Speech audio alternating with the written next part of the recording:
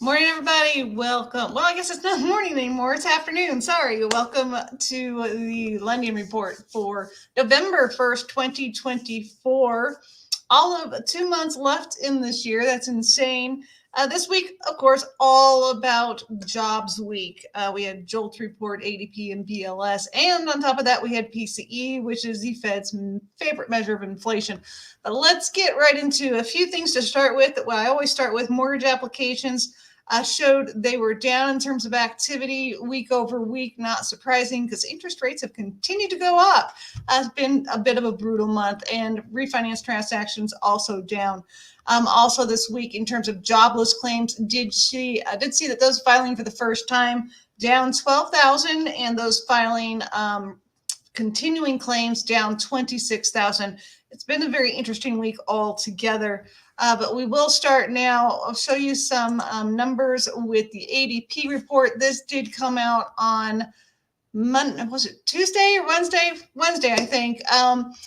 Big miss on this report. Estimates were to be 115,000, and this showed, actually not a big miss. This was well over. Came in at 233. So we kind of had the reverse of the BLS report.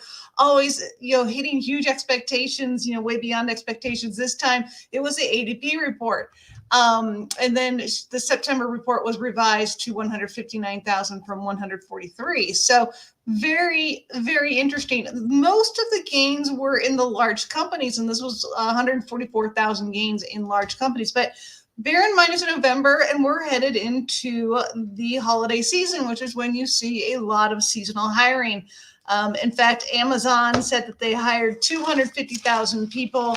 UPS hiring 125,000 people. Target bringing on 100,000 people. And then you even have seasonal stores like Spirit Halloween bringing on 50,000 people. So not surprising, those numbers look pretty good. But what's going to happen when the season is over?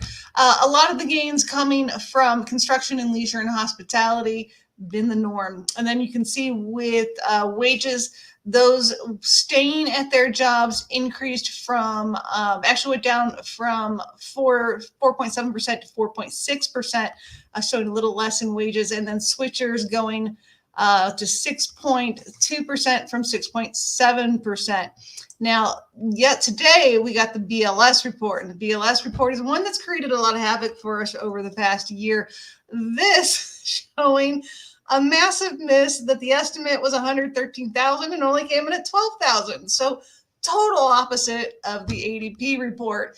And then if you look at these numbers, you can see the birth-death model. This is the creation of new jobs and from new companies versus those we've lost jobs through job closures, companies closing down at 368,000.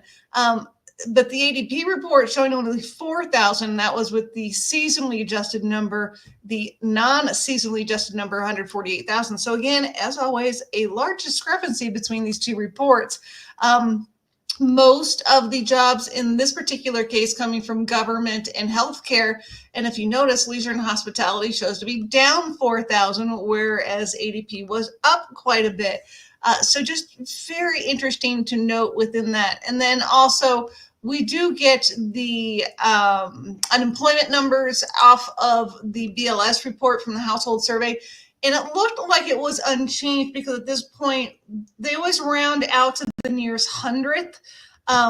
And in that case, because of that, it did show that there was no change, but there actually was. It was only almost 1/10 of a change increase in the unemployment number when you spread that number out 3 decimal points. But because of the way it's done, it looked like there was no change. So this market this week has been brutal. This week, we also got the first reading for third quarter GDP. It was a miss. It came in at 2.8%, and the expectation was 3%. So if we look at the MBS charts, let me add this to you so you can see this. This is the 10-year Treasury. The chart's moving up, but we want to see it in red, and we're not getting that. The interest rates have continued to go up for the past month. It has been pretty detrimental to interest rates. We hit for a period under 6%. We are now back over that without paying any points.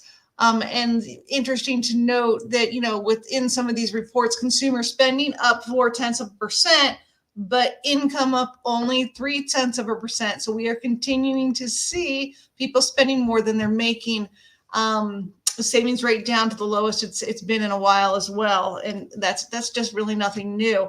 So now as we head into the end of the year, into the holiday shopping season, do expect sales to be good. Retail sales should be strong. People are continuing to spend. It will continue to illustrate that the economy is doing well, which I disagree with, but that's just my opinion.